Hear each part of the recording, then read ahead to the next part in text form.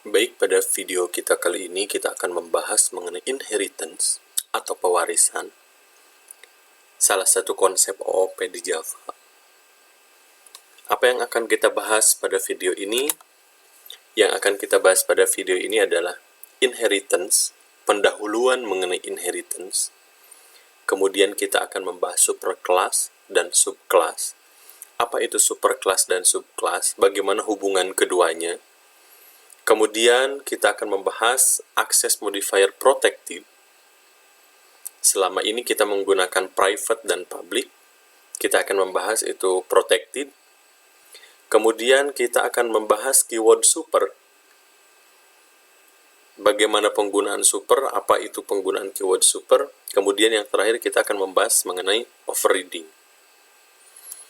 Baik, kita lanjutkan. Kita akan membahas inheritance atau pewarisan. Jadi, seperti pewarisan, yang namanya warisan, kelas anak mendapatkan warisan dari kelas induknya. Apa yang diwarisi? Yang diwarisi adalah metode dan atribut.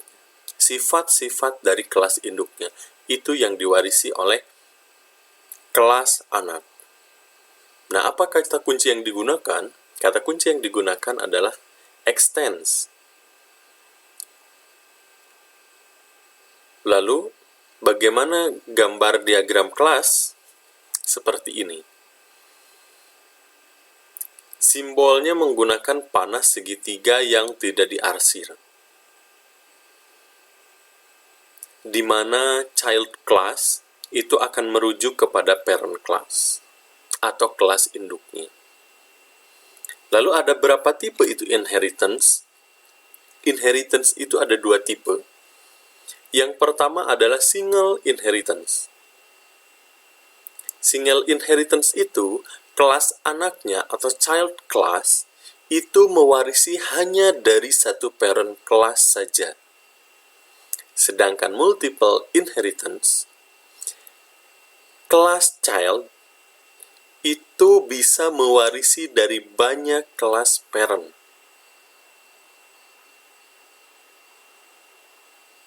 Baik, untuk penggunaan inheritance, saya tampilkan seperti ini dulu. Ini belum menggunakan inheritance. Di sini terlihat ada kode program untuk kelas orang dan kode program untuk kelas mahasiswa. Di mana package-nya sama. Jadi dua kelas ini dalam satu package. Nah, di sini ada dua konstruktor. Mahasiswa pun sama, ada dua konstruktor. Ada dua setter dan ada dua getter. Ini pun sama di mahasiswa. Ada dua setter dan ada dua getter. Lalu ketika saya punya program utamanya seperti ini, saya mendeklarasikan objek dari kelasnya mahasiswa. Kemudian saya memanggil metode set nama, diisi Jajang, dan set alamat, diisi Jalan Jakarta. Maka saya akan tampilkan get nama metode dari objek mahasiswa, kelasnya mahasiswa, kemudian get alamat. Dan ini belum menerapkan inheritance. Contoh kode programnya masih seperti ini. Lalu bagaimana jika inheritance itu akan diterapkan? Nah, seperti di awal, kata kunci yang digunakan atau keywordnya adalah extends. Karena sama-sama memiliki atribut yang sama, metode yang sama, dalam satu package, kebetulannya, maka kelas mahasiswa tinggal di-extend kelas orang dan selesai. Dan seperti ini, kelas mahasiswa tampak tidak memiliki metode dan atribut. Tetapi kita jalankan seperti ini. Ini memanggil konstruktor mahasiswa. Padahal di sebelumnya tidak ada konstruktor mahasiswa. Bagaimana dia bisa memilih konstruktor mahasiswa? Karena kelas mahasiswa sudah mewarisi kelas orang. Sehingga seluruh atribut dan metode itu bisa dipanggil oleh kelas mahasiswa karena sudah diwariskan. Di sini set nama punyanya kelas mahasiswa karena mewarisi sifat, atribut atau atribut dan metode dari kelas orang. Begitupun set alamat, begitupun get nama, begitupun get alamat. Ini isi konstruktor orang terpanggil, kemudian namanya terpanggil, setelah di set kemudian di get, dan alamat pun terpanggil. Terlihat perbedaan yang sangat signifikan dari kelasnya mahasiswa. Kenapa? Karena mahasiswa mewarisi atribut dan metode yang ada di kelas orang. Sehingga penulisan kelas mahasiswa cukup seperti ini saja.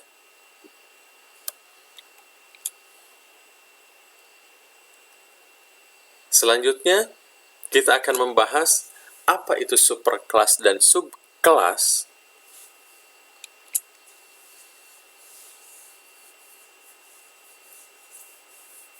Jadi, superkelas dan subkelas itu adalah sebuah hierarki dari kelas. Kita ambil contoh, saya punya bentuk atau bangun. Bangun itu ada 2 dimensi, ada 3 dimensi.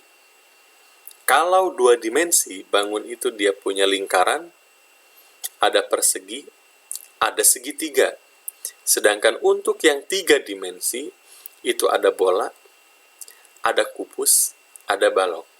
Tentunya masih ada lagi, ada prisma dan yang lainnya. Tapi saya ambil contoh seperti ini. Bentuk adalah superkelas, dan subkelasnya adalah 2 dimensi dan 3 dimensi. Makanya di sini disebut 2 dimensi dan 3 dimensi inherit atau mewarisi dari kelas bentuk. Lingkaran, persegi, segitiga itu inherit atau mewarisi dari kelas 2 dimensi. Nah, bagaimana penjelasan selanjutnya? Seperti ini. Bentuk atau bangun disebut superkelas atau base class atau parent class. Sebagai contoh yang lain, kendaraan disebut superkelas. Biasanya yang disebut superkelas, dia sifatnya general, umum. Kemudian kita lihat lagi 2 dimensi dan 3 dimensi itu disebut subclass atau derived class atau child class. Sebagai contoh, subkelas dari kendaraan adalah truk. Nah, selanjutnya, setiap kelas bisa keduanya sekaligus. Contoh 3 dimensi. 3 dimensi adalah superkelas dari bola, balok, kubus, dan dia pun kelas 3 dimensi itu adalah subkelas dari bentuk atau dari bangun. Selanjutnya, subkelas mewarisi semua sifat yang publik dari superkelasnya. Jika kelas bentuk memiliki warna, maka kelas 2 dimensi dan 3 dimensi pasti memiliki warna. Warna di sini adalah atribut. Sehingga secara umum, subkelas itu mewarisi sifat yang publik, itu metode, mewarisi sifat yang private untuk atribut. Bagaimana dengan protected? Itu akan kita bahas di slide selanjutnya. Ini masih membahas superclass dan subclass. Subclass itu spesialisasi dari superclassnya. Artinya, subclass itu spesialisasi. Subclass dapat menambah metode baru. Jadi kalau di superclassnya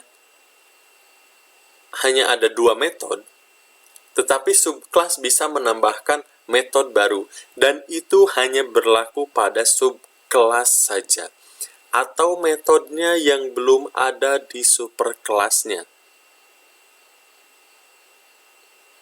Kemudian, overriding. Overriding metode yang sudah ada. Itu akan dibahas di slide selanjutnya. Kemudian, mendefinisikan abstrak method. Itu akan dibahas di perkuliahan atau video selanjutnya. Bagaimana penambahan metode baru? Nah, karena subkelas itu adalah spesialisasi, artinya kelas orang sudah pasti punya nama dan alamat. Tetapi mahasiswa sudah pasti punya NIM. Kelas orang belum tentu punya NIM. Di sini terlihat adanya spesialisasi dan generalisasi. Kelas orang general sudah pasti punya nama dan alamat. Tetapi kalau mahasiswa ada ciri lain, dia punya NIM. Ini spesialisasi dari mahasiswa. Nah, kalau tadi kita melihat kelas mahasiswanya masih kosong, hanya di-extend orang saja terlihat kosong, kita bisa menambahkan atribut baru. Atributnya adalah NIM. Kemudian saya buat metode setNIM dan metode getNIM untuk atribut NIM. Selanjutnya kita akan membahas access protected. Nah, protected dapat diakses oleh semua kelas dalam package yang sama. Dan protected pun dapat diakses oleh semua subkelas atau child class meskipun package-nya berbeda. Sebagai perbandingan, di sini ada tabel. Jika akses modifier-nya public, dia bisa diakses dari kelas yang sama. Kemudian, dia bisa diakses dari package yang sama. Kemudian, dia bisa diakses dari subkelas subkelas dengan package yang berbeda. Dan akses dari package yang berbeda karena sifatnya public. Tetapi protected, dia tidak bisa diakses dengan package yang berbeda, kecuali dia adalah subkelas. Dia melakukan extend. Kalau melakukan extend, walaupun package-nya berbeda, dia bisa diakses. Kemudian default atau tidak ada modifier, itu dia hanya bisa diakses ketika kelasnya sama atau package-nya yang sama. Itu kalau default, kita tidak settingkan akses modifier-nya. Kemudian ada lagi private. Kalau private sifatnya hanya bisa diakses dari kelas yang sama saja. Untuk lebih memahami, kita lihat gambaran akses pada kelas. Di atas saya punya package P1 dan di bawah saya punya package P2. Kelas C3 itu mengextend dari kelas C1. Artinya, semua metode dan atribut dari kelas C1 itu diwariskan kepada kelas C3. Begitupun dengan kelas C4. Lalu, bagaimana perbedaannya? Kita bisa lihat. Karena variabel atau atribut X itu sifatnya publik, maka semua kelas dapat mengaksesnya karena publik. Ketika dia protected untuk atribut Y, dia dapat diakses oleh kelas C2, juga kelas C3, karena dia masih satu package dan bisa diakses oleh kelas C4. Kenapa masih bisa diakses? Karena dia mengextend atau mewarisi dari kelas C1, walaupun berbeda package. Y masih bisa diakses. Tetapi untuk kelas C5, Y tidak bisa diakses karena package-nya sudah berbeda dan akses modifiernya protected.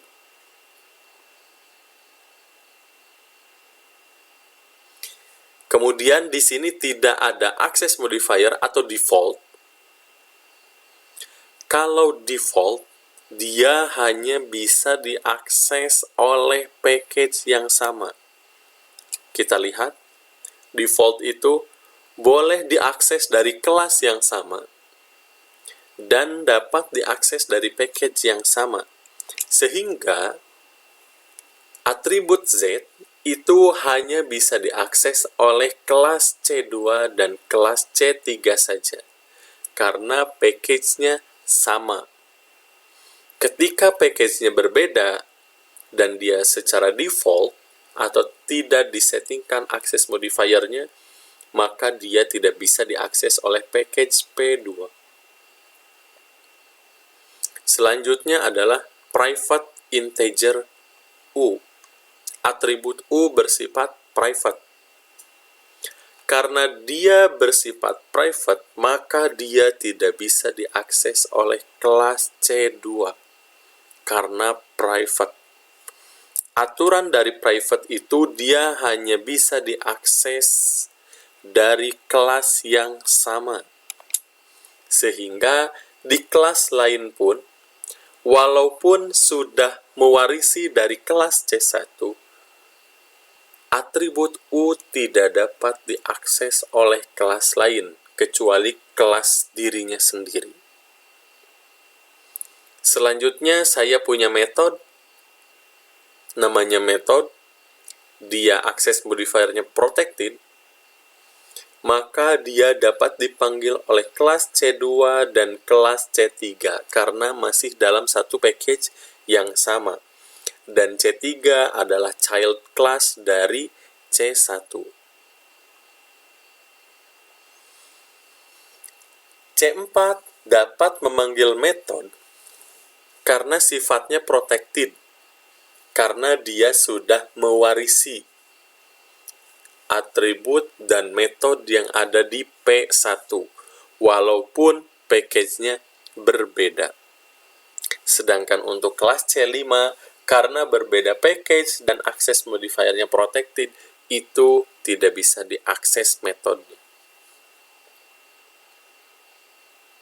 Ini gambaran dari akses modifier pada kelas. Selanjutnya kita akan membahas bagaimana penggunaan keyword super.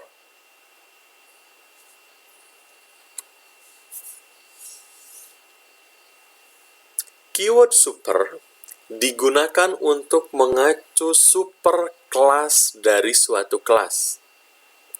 Jadi penggunaan keyword super ini bisa untuk memanggil konstruktor atau memanggil metode dari super kelas.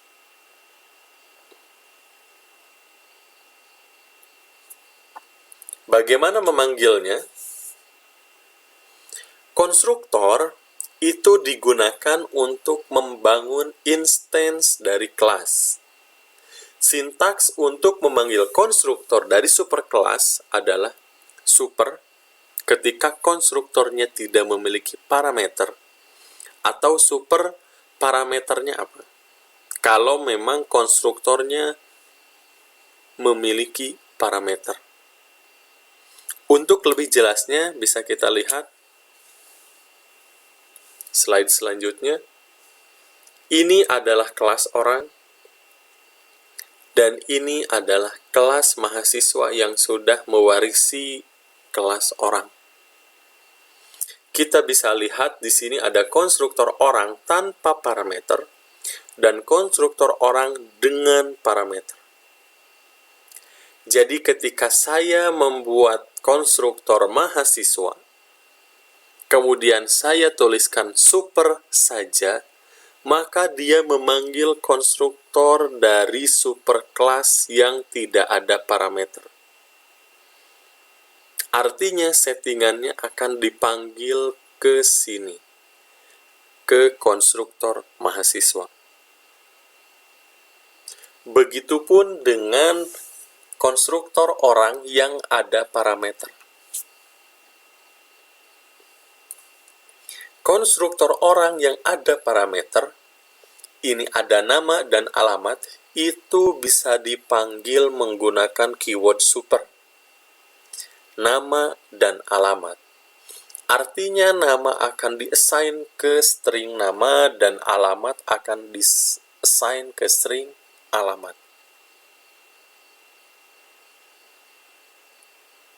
Nah, karena di sini konstruktornya ada parameternya ada 3, nama, alamat, dan nim tidak ada dalam konstruktor kelas orang, maka nim-nya bisa kita assign. Ini contoh penggunaan super. Sehingga bagaimana kalau program utamanya dijalankan akan menjadi seperti ini. Saya membuat objek MHS dari kelasnya mahasiswa, saya set nama, set name, set alamat, dan ini hasilnya. Walaupun di kelas mahasiswa tidak ada set nama, tidak ada set alamat, tidak ada get nama, tidak ada get alamat, tetapi kelas mahasiswa sudah mewarisi kelas orang, sehingga metode yang ada di sini bisa digunakan atau sudah diwariskan kepada mahasiswa. Sehingga ketika kita menggunakan set nama, set alamat, get nama, get alamat, di programnya tetap akan muncul. Selanjutnya kita akan membahas overriding. Jadi di Java itu ada overriding, ada overloading. Kalau overloading, dia mendefinisikan banyak metode dengan nama yang sama, tetapi tandanya berbeda. Misalkan parameternya berubah.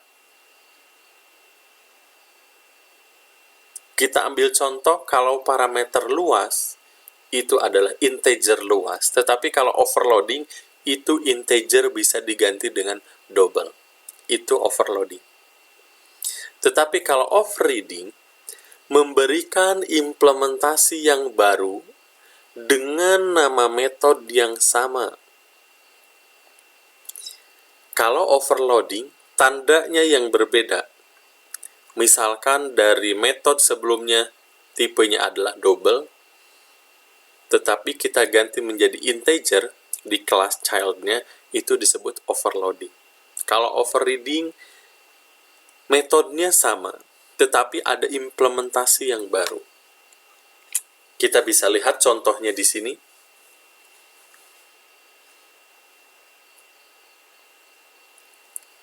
Saya punya kelas mahasiswa yang sudah extend dari kelas orang. Get nama saya buat lagi di sini. karena saya akan menambahkan ciri khusus dari get nama. Kalau sebelumnya get nama hanya return nama saja, tetapi saya akan membuat override, saya berikan keterangan metode get nama mahasiswa. Artinya ketika ini dipanggil, maka yang dipanggil adalah get nama dari kelas mahasiswa yang sudah override dari kelas orang. Kemudian saya tuliskan nama mahasiswa, kemudian return nama. Ini dua baris kode program ini adalah tambahan untuk metode get nama di kelas mahasiswa. Lalu di sini kenapa ada add override? Kita tulis sendiri untuk menghindari kesalahan. Ini adalah sintaks spesial Java yang disebut override annotation. Jadi untuk mencirikan bahwa ini adalah override dari metodenya kelas orang. Lalu bagaimana ketika dipanggil? Ketika dipanggil, saya langsung menampilkan mhs.getNama. Artinya dia akan memanggil get nama dari objek mahasiswa, kelasnya mahasiswa. Sehingga terjadi perbedaan di sini metode get nama mahasiswa. Artinya get nama sudah terpanggil dan nama mahasiswa itu muncul. Karena sebelumnya hanya nama saja. Dan ini referensi yang digunakan. Baik, saya rasa untuk video kita kali ini kita cukupkan sekian. Kita kembali lagi, kita berjumpa lagi untuk di video yang selanjutnya. Terima kasih atas perhatiannya.